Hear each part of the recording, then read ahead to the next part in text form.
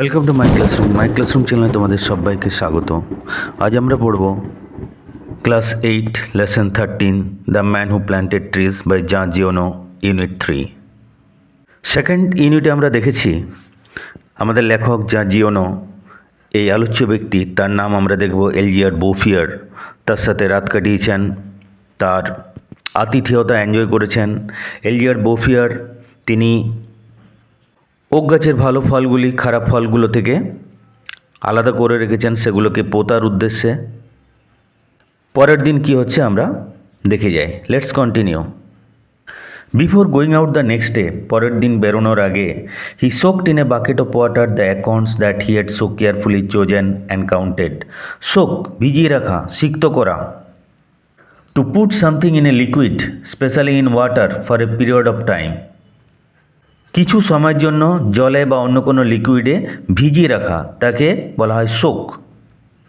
He soaked in a bucket of water, তিনি এক বালতি জলে ভিজিয়ে রাখলেন the acorns that he had so carefully chosen and counted, সেই ওক গাছের ফলগুলো যেগুলো তিনি এত যত্ন সহকারে বেছেছিলেন এবং গুণে রেখেছিলেন। 100 পারফেক্ট অ্যাকাউন্টস, 100 নিখুঁত ওক গাছের ফল তিনি আগের দিন বেছে রেখেছিলেন। সেই যত্ন সহকারে বাছাই করা, গুনে রাখা ওক গাছের ফলগুলো তিনি বালতির জলে ভিজিয়ে রাখলেন।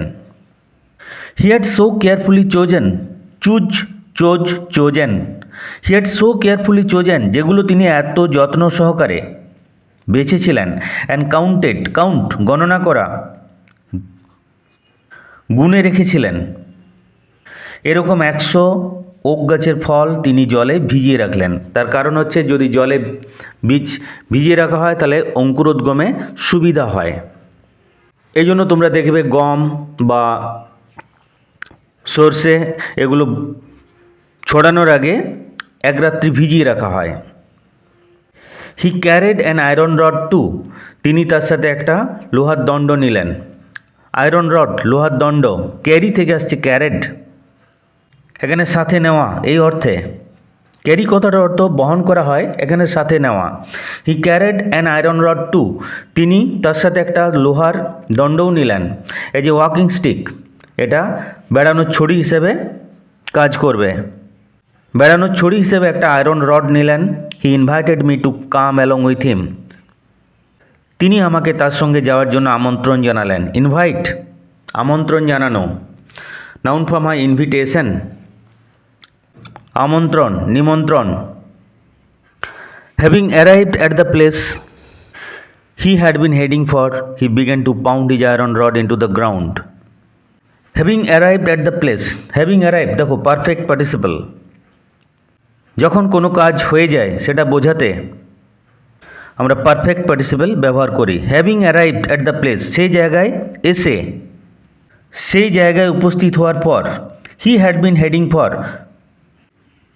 দেখো এখানে হেড কী অর্থে ব্যবহার করা হয়েছে। হেড মানে আমরা কি জানি, মাথা, কিন্তু এখানে এই আক্ষরিক অর্থে ব্যবহার করা হয়নি। অগ্রসর হওয়া, যেতে চাওয়া এই অর্থে ব্যবহার করা হয়েছে। তিনি যেখানে যেতে চাইছিলেন সেই জায়গায় উপস্থিত হওয়ার পর। He began to pound his iron rod into the ground, তিনি তার লোহার রডটা দিয়ে মাটিতে আঘাত করলেন। পাউন্ড, পাউন্ড আক্ষরিক অর্থে একটা ওজন, কিন্তু ভার্ব ফর্মে আঘাত করা, পেটানো, চূর্ণ করা, থেতানো, থেতলানো, পেশা, ছেঁচা, মারা এই অর্থে ব্যবহার করা হয়। এখানে আঘাত করা, তিনি তিনি আয়রন রডটা দিয়ে মাটিতে আঘাত করলেন। This made a hole in which he placed an acorn, এটাতে একটা গর্ত তৈরি হলো। হোল, গর্ত। ইন হুইচ, যেটাতে। হি প্লেসড অ্যান অ্যাকর্ন, তিনি একটা ওক গাছের ফল রেখে দিলেন। And covered over the whole again, তারপরে গর্তটা ঢেকে দিলেন, অর্থাৎ মাটি দিয়ে ঢেকে দিলেন। He was planting oak trees, তিনি ওক গাছের ফলগুলো পুঁতছিলেন। ইন দিস ওয়ে, এইভাবে। হি প্ল্যান্টেড ইজ 100 অ্যাকর্নস, তিনি 100 ওক গাছের ফল পুঁতলেন। উইথ গ্রেট কেয়ার, খুবই যত্ন সহকারে। এইভাবে তিনি খুবই যত্ন সহকারে 100 ওক গাছের ফল পুঁতলেন, যে 100 ওক গাছের ফল তিনি আগের দিন রাত্রে বেছে রেখেছিলেন। He told me that for 3 years now he had been planting trees in this solitary way. Solitary, solitary কথাটা নির্জন, secluded, loan, lonely, lonesome, retired এই অর্থে ব্যবহার করা হয়। এছাড়া সলিটারি একাকী অর্থ ব্যবহার করা হয়ে থাকে। এখানে একাকী, একাই এই অর্থে ব্যবহার করা হয়েছে। একাকী, সোলো, লোনলি, আনঅ্যাকম্পেনেড এই অর্থে ব্যবহার করা হয়েছে। হি টোল্ড মি, তিনি আমাকে বললেন, দ্যাট ফর 3 ইয়ার্স 3 বছর ধরে, নাও এখন, এই 3 বছর ধরে, he had been planting trees in this solitary way, তিনি একাই এরকমভাবে গাছ লাগিয়ে চলেছেন। সলিটারি এখানে একাকী, একাই, সোলো এই অর্থে ব্যবহার করা হয়েছে, অর্থাৎ তিনি একাই, কারোর সাহায্য না নিয়ে একাই এই 3 বছর ধরে ওক গাছের ফল, ওক গাছ লাগিয়ে চলেছেন। হি হ্যাড প্ল্যান্টেড 100,000, তিনি 100,000 অর্থাৎ 1 লক্ষ গাছ লাগিয়েছেন। অফ দিজ 100,000, এই 1 লক্ষ গাছের মধ্যে 20,000 হ্যাড কাম আপ, 20,000 গাছ হয়ে গেছে, 20,000 গাছ বড় হয়েছে, বাকি গাছগুলো যে কোনো কারণে হোক মারা গেছে। It was at this moment that I began to wonder about his age, ঠিক এই মুহূর্তে আমি তার বয়স কত এটা নিয়ে ভাবতে, আমি অবাক হয়ে ভাবতে লাগলাম যে এই লোকটির তাহলে বয়স কত। হি ওয়াজ ক্লিয়ারলি মোর দ্যান 50, স্পষ্টতই তার বয়স দেখে মনে হচ্ছিল তার বয়স 50-এর বেশি। মোর দ্যান 50, ক্লিয়ারলি, ডিস্টিংক্টলি, স্পষ্টত। হি ওয়াজ ক্লিয়ারলি মোর দ্যান 50, স্পষ্টতই দেখে মনে হচ্ছিল তার বয়স 50-এর উপর। বছর গড়িয়ে যাওয়ার সাথে সাথে আমাদের প্রত্যেকের চেহারায় বয়সের ছাপ ফুটে উঠবেই। যারা নিয়ন্ত্রিত জীবনযাপন করে, যারা ব্যায়াম করে, প্রাণায়াম করে, তাদের শরীরে বয়স ধীরে ধীরে বাড়ে। মানে বয়সটাকে আটকানো যাবে না, মানে যে লোকটি নিয়মিত ব্যায়াম, প্রাণায়াম, পরিমিত আহার করে, সে যখন 80 বছরে পৌঁছাবে তাকে দেখে মনে হবে তার বয়স যেন 60, এবং 60 বছরের তারুণ্যই তার শরীরে থাকবে। সে যখন 100 বছরে পৌঁছাবে তখন দেখে মনে হবে তার বয়স 80 বছর, এবং 80 বছরে বা 70 বছরে যে কর্মচঞ্চলতা থাকা উচিত তার শরীরে তখন সেই কর্মচঞ্চলতা থাকবে। কিন্তু যারা ব্যায়াম প্রাণায়ামের ধার ধারে না, যারা পরিমিত আহার করে না, তাদের শরীর খুব দ্রুত বুড়িয়ে যায়। যারা প্রচুর পরিমাণে মিষ্টি খায় তাদের শরীরে বার্ধক্য খুব দ্রুত নেমে আসে। তাহলে মিষ্টি খাওয়ার ব্যাপারে তোমরা একটু সজাগ থেকো। চিনিকে বলা হয় হোয়াইট পয়জন, সাদা বিষ। কোনো স্বাস্থ্য সচেতন ব্যক্তি তিনি চিনি খান না, মিষ্টি খান না। তাহলে দেখে যাও, হি ওয়াজ ক্লিয়ারলি মোর দ্যান 50, তাকে দেখে পরিষ্কার মনে হলো তার বয়স 50-এর উপর। 55, হি টোল্ড মি, তিনি আমাকে বললেন তার বয়স 55। হিজ নেম ওয়াজ এলজিয়ার বোফিয়ার, তার নাম ছিল Elzeard Bouffier. He had owned a farm in the plains where he lived most of his life, সমতল ভূমিতে তিনি একটা খামার বাড়ির মালিক ছিলেন। হি হ্যাড ওন্ড, তিনি মালিক ছিলেন। ওন কথাটার অর্থ হচ্ছে মালিক হওয়া, মালিক থাকা, বি ওয়ার্থ, পজেস। এছাড়াও নিজের, আপনার, নিজস্ব, নিজ, আপন, স্বীয়, স্বকীয় এটা বোঝাতেও ওন ব্যবহার করা হয়। এখানে ওন নিজের থাকা, মালিক হওয়া এই অর্থে, তার থেকে হয় ওনার, মালিক। He had owned a farm in the plains, plains সমতল ভূমি, সমতল ভূমিতে তার একটা নিজস্ব খামার বাড়ি ছিল। Where he lived most of his life, যেখানে জীবনের বেশিরভাগ সময়টা তিনি কাটিয়েছেন। He had lost his only son and then his wife, তিনি তার নিজের ছেলে এবং তারপরে তার স্ত্রীকে হারিয়েছেন। He had retired into this solitude where he took pleasure in living slowly with his flock of sheep and his dog. Retire কথাটার অর্থ এখানে অবসর, অবসর যাপন করা এই অর্থে ব্যবহার করা হয়েছে। এছাড়াও রিটায়ার পশ্চাৎ অবসরণ করা, অপসৃত হওয়া, অপসৃত করা এই অর্থও ব্যবহার করা হয়। সলিটিউড এখানে নির্জনতা, সিক্রেসি, ডিজোলেশন, সেক্লুশন এই অর্থে ব্যবহার করা হয়েছে। সলিটিউড একাকিত্ব অর্থও ব্যবহার করা হয়, স্বাতন্ত্র্য অর্থও ব্যবহার করা হয়ে থাকে। এখানে নির্জনতা, সিক্রেসি, ডিজোলেশন এই অর্থে, সেক্লুশন এই অর্থে ব্যবহার করা হয়েছে। He had retired into this solitude, তারপরে তিনি এই নির্জন জায়গায় এসে অবসর যাপন করছেন। Where he took pleasure in living slowly, living slowly. Where he took pleasure in living slowly, যেখানে এই ধীর গতির জীবনে, যেখানে কোনো কর্মচঞ্চলতা নেই, কর্মব্যস্ততা নেই, এখানে তিনি আনন্দ উপভোগ করছেন। With his flock of sheep, সাথে রয়েছে তার একপাল ভেড়া, অ্যান্ড ইজ ডগ, তার কুকুর। তার একপাল ভেড়া, তার কুকুর নিয়ে এই নির্জনতায় তিনি এই ধীর গতির জীবনে কর্মচঞ্চলতা কর্মব্যস্ততার থেকে মুক্ত হয়ে তিনি এটাকে খুব এনজয় করছেন, তিনি আনন্দ উপভোগ করছেন।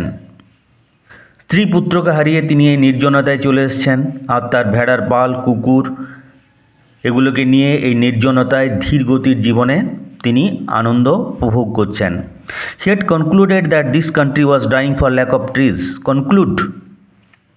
কনক্লুড কথার অর্থ কোনো সিদ্ধান্ত উপনীত হওয়া, শেষ কথা বলা, ইতি টানা।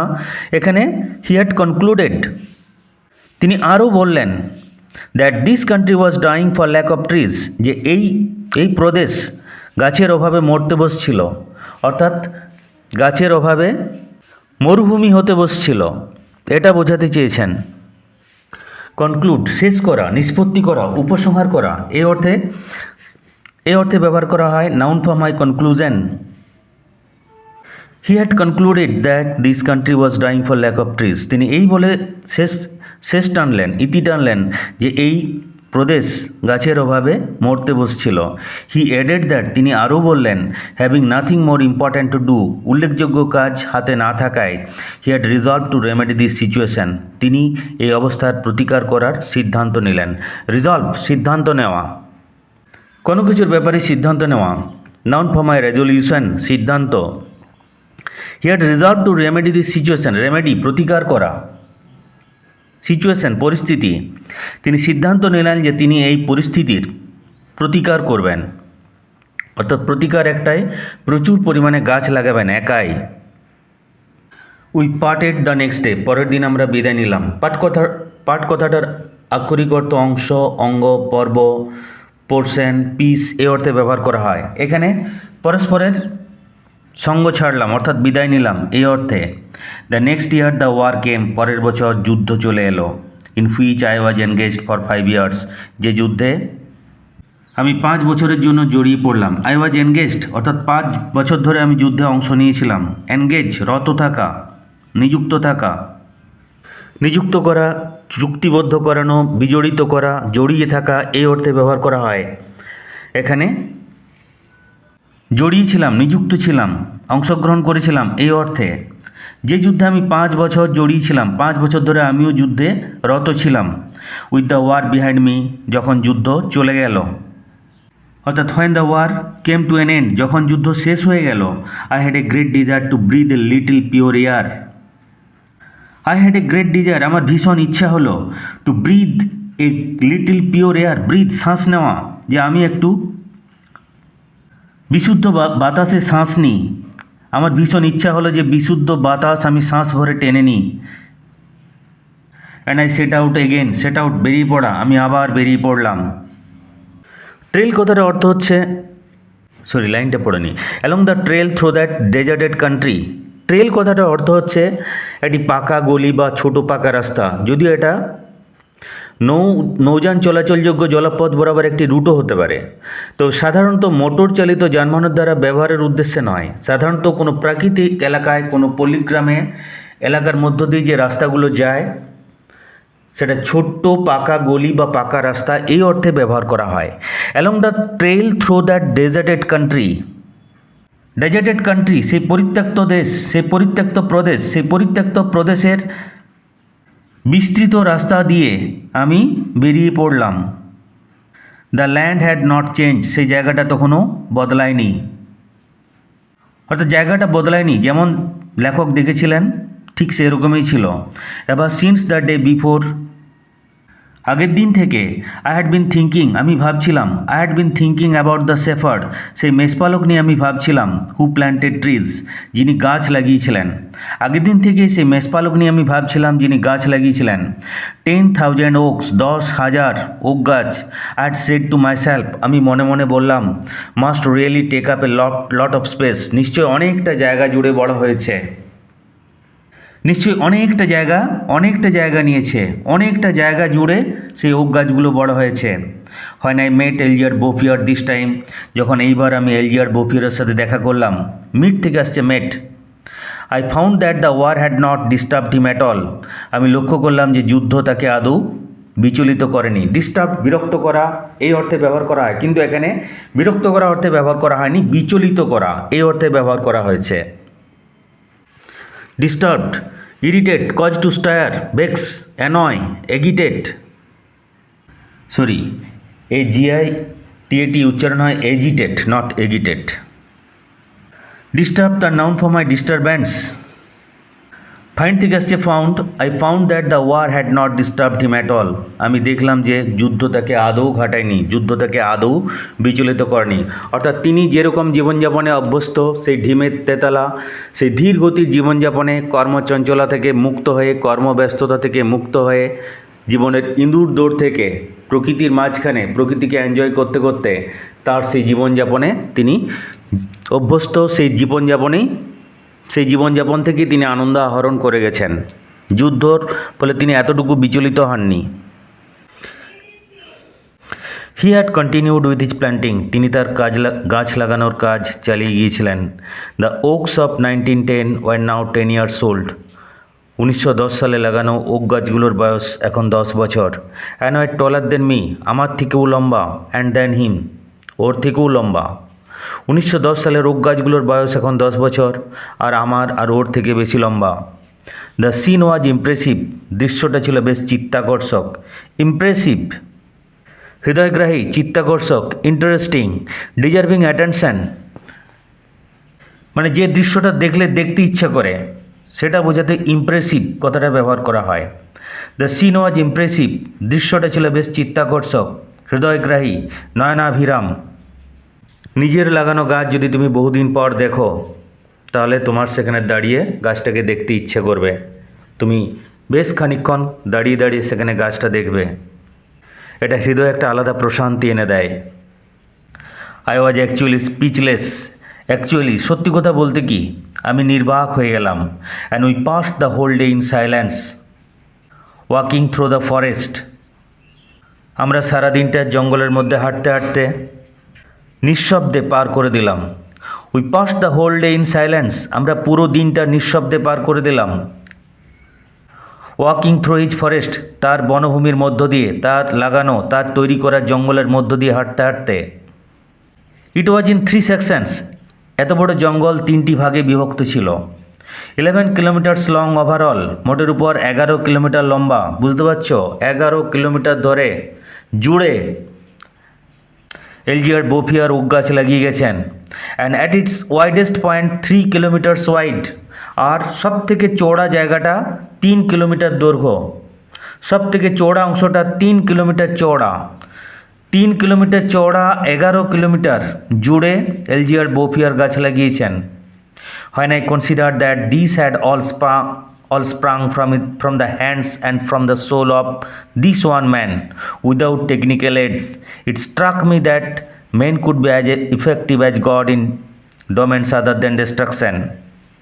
I repeat, when I considered that these had all sprung from the hands and from the soul of this one man without technical aids, it struck me that men could be as effective as God in domains other than destruction. লম্বা line, দেখো অর্থ দেখো। Spring থেকে আসছে স্প্রাং। Spring লাফানো, এখানে গজানো অর্থে, বেরিয়ে আসা অর্থে। যখন আমি ভেবে দেখলাম যে এই সব গাছ বেরিয়েছে একটা মানুষের হাত আর আন্তরিকতা থেকে, from the soul of this one man, এটা তার অন্তর থেকে, তার আত্মা থেকে, তার তীব্র ইচ্ছা শক্তি থেকে, এটা বোঝাতে from the soul of this one man এটা ব্যবহার করা হয়েছে। যখন আমি ভাবলাম যে এই সমস্ত গাছ বেরিয়ে এসছে একটা মানুষের হাত আর একটা মানুষের আত্মা থেকে, উইদাউট টেকনিক্যাল এডস, কোনো রকম প্রাযুক্তিক সাহায্য ছাড়াই, ইট স্ট্রাক মি, আমার মনে হলো, স্ট্রাইক থেকে আসছে স্ট্রাক, STRIKE, তার past form struck. It struck me, আমার মনে হলো, that men could be as effective as God, মানুষ ঈশ্বরের মতোই ফলপ্রসূ হতে পারে, in domains other than destruction, এক ধ্বংস ছাড়া আর সমস্ত ক্ষেত্রে মানুষ ঈশ্বরের মতোই সৃষ্টিশীল, সৃজনশীল, এফেক্টিভ, ফলপ্রসূ। এখানে সৃষ্টিশীল, সৃজনশীল এই অর্থে ব্যবহার করা হয়েছে যে মানুষ ধ্বংস ছাড়া বাকি সমস্ত ক্ষেত্রে সৃজনশীল হতে পারে, কোনো রকম প্রাযুক্তিক সাহায্য ছাড়াই এরকম একজন মানুষ ধ্বংস বাদ দিয়ে বাকি সমস্ত ক্ষেত্রে ঈশ্বরের মতোই সৃজনশীল হতে পারে, সৃজনাত্মক হতে পারে, এটা লেখকের মনে হলো। তাহলে থার্ড ইউনিট শেষ হলো। থার্ড ইউনিট একটু দীর্ঘ, আশা করি বোঝা গেছে। জটিল ওয়ার্ড এখনও সেরকম বিশেষ কিছু নেই। রিজলভড সিদ্ধান্ত নিলাম, রিজলভ সিদ্ধান্ত নেওয়া, তার third form resolved. Noun form হয় রেজলিউশন। সলিচিউড এখানে নির্জনতা, ডেজার্টেড ল্যান্ড। একেবারে লাস্ট লাইনে দেখো ব্রিথ, শ্বাস নেওয়া, উচ্চারণ লক্ষ্য করো, ব্রিথ, ব্রিথ নয় ব্রিথ। ট্রেল প্রকৃতির মধ্যে ছোট্ট পথ, মেঠো পথ। টেকনিক্যাল হেল্প, টেকনিক্যাল এড শেষে আছে। টেকনিক্যাল এড প্রযুক্তিক সাহায্য, এড ডিভাইসেস ফর হেল্প সাহায্য। ডোমেন ক্ষেত্র, এ পার্টিকুলার এরিয়া। ইমপ্রেসিভ চিত্রাকর্ষক, হৃদয়গ্রাহী। Deserving attention. ডেজার্টেড পরিত্যক্ত, অ্যাবান্ডন্ড অপোজিট হবে পপুলাস। রেমেডি প্রতিকার করা, রিড্রেস, সলভ।